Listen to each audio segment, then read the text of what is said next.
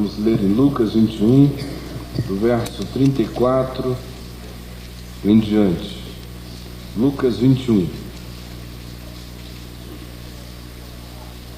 versos 34, 35 e 36. E os que leem na mesma versão que eu, que é da Bíblia Revista e Atualizada, leiam, por favor, em voz alta, junto comigo, Lucas 21, de 34 a 36. Acautelai-vos por vós mesmos. Vamos juntos? Acautelai-vos por vós mesmos, para que nunca vos suceda que os vossos corações fiquem sobrecarregados com as consequências da orgia, da embriaguez e das preocupações deste mundo, e para que aquele dia não venha sobre vós repentinamente como um laço, pois há de sobrevir a todos os que vivem sobre a face da terra. Vigiai, pois, a todo tempo orando, para que possais escapar de todas as coisas que têm de suceder e estar em pé na presença do Filho do Homem. Eu acho interessante esse texto pelo fato de que nele Jesus nos afirma de que viver em qualquer momento da história é difícil, mas viver nesse período que ele chama de últimos dias seria algo carregado de uma densidade espiritual muito mais forte. É como quem anda num campo de laços, laços visíveis e laços invisíveis. E ele divide as manifestações dessas dificuldades em dois níveis, dois planos.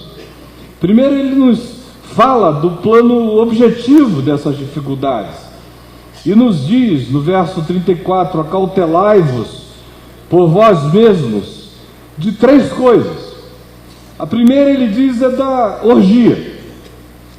A orgia esvazia o coração da capacidade de amar e enche os sentidos humanos de fantasia. É o culto ao prazer pelo prazer. Não existe, na prática viciante da orgia, qualquer possibilidade de que o amor cresça no coração. Então você vê, por exemplo, e nesses dias há uma quantidade enorme, são clubes de swings, de troca de casal, anúncio na internet de todo tipo, procuro garotão assim para pegar a mim de quebra minha mulher e por aí afora, tudo de todos os jeitos. Eu moro no Rio, você anda em Copacabana, você sente o clima, tá? A moçada está agressiva, o negócio dá pesado. Antigamente eram as mulheres só que eram objeto dessa agressividade. Hoje em dia até você como homem se sente o tempo todo agredido, de certa forma, porque o pessoal está afoito. Agora, o interessante é que como a orgia não promove encontro, ela só estabelece o culto ao prazer, ao hedonismo, à variedade, à promiscuidade, aquela impressão de eu estou pegando uma carne diferente. Quanto mais variedade, melhor e mais bem sucedido eu sou. Ela não estabelece vínculo, não há ambiente para o amor florescer na orgia. Só para dissolvência, só para dissolução. Por isso, não é preciso ter nenhum discurso moral contra a orgia. Vocês me conhecem, sabem que eu tenho pavor de moral e de moralismo, eu odeio. Portanto, não tem nada a ver com isso, tem a ver com saúde humana. Porque se não existe amor, não existe vida. No ambiente interior, onde o amor não se consolida, nenhuma vida é possível.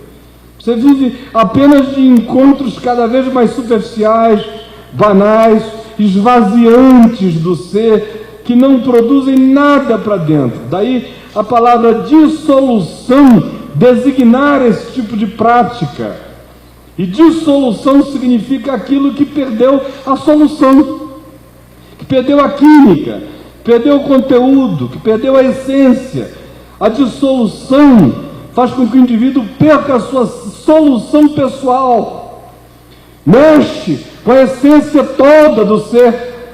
Como Paulo diz, aquele que se envolve na orgia troca energias as mais variadas com as pessoas as mais distintas. Às vezes ele nem percebe. Se ele pudesse se enxergar numa fotografia espiritual, ele carrega uma gambiarra enorme atrás de si.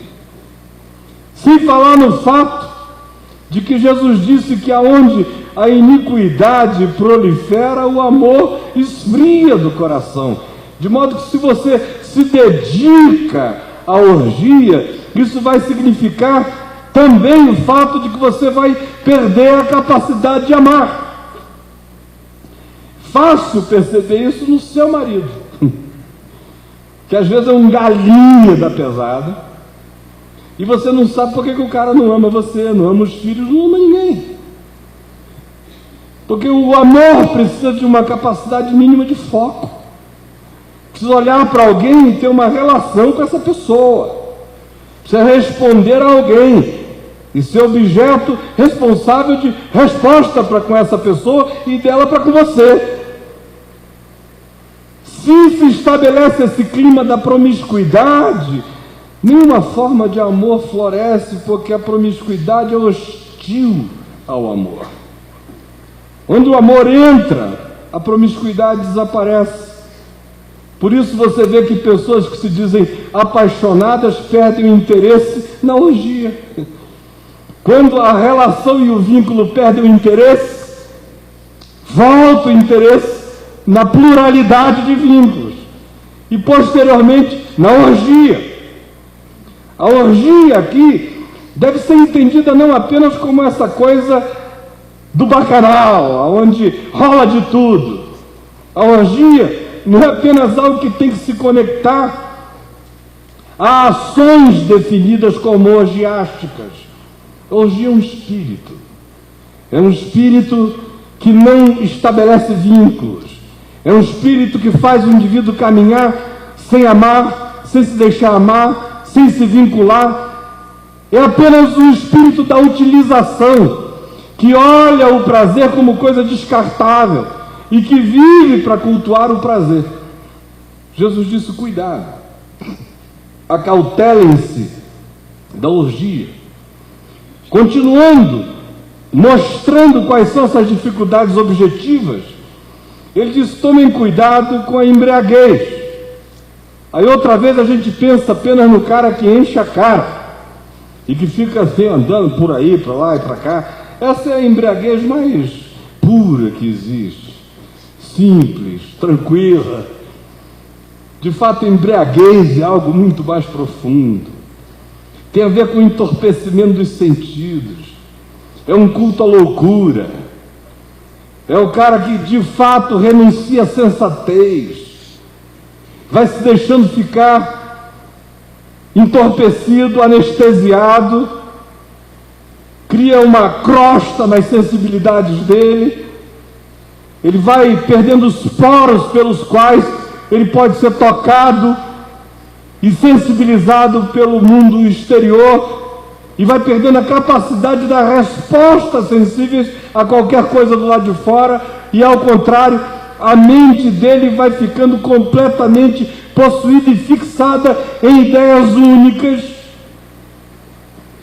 A sensatez desaparece, a sobriedade vai embora.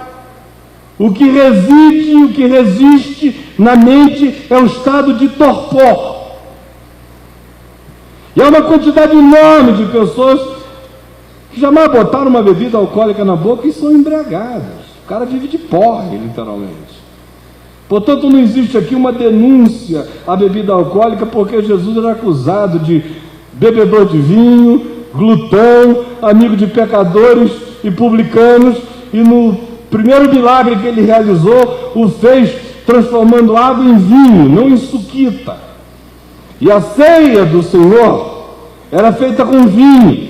Prova disso é que em 1 Coríntios, no capítulo 10, 11, Paulo, falando da ceia, diz que ali naquele meio havia gente que bebesse tanto na ceia que ficava embriagado, e suco de uva não gera esse barato, não produz essa onda, era bebida mesmo.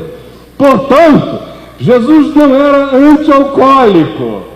O que ele está apenas falando é da embriaguez, que tanto pode vir como resultado de uma mente que fica intoxicada definitivamente e perde a sobriedade, como também ele fala sobretudo da embriaguez, da soberba, da loucura e da vida que tem em si mesma a medida para todas as coisas, que não tem a Deus e nem o próximo como referência e que existe por conta própria e que, portanto, acontece como loucura, porque esse é um ser surtado.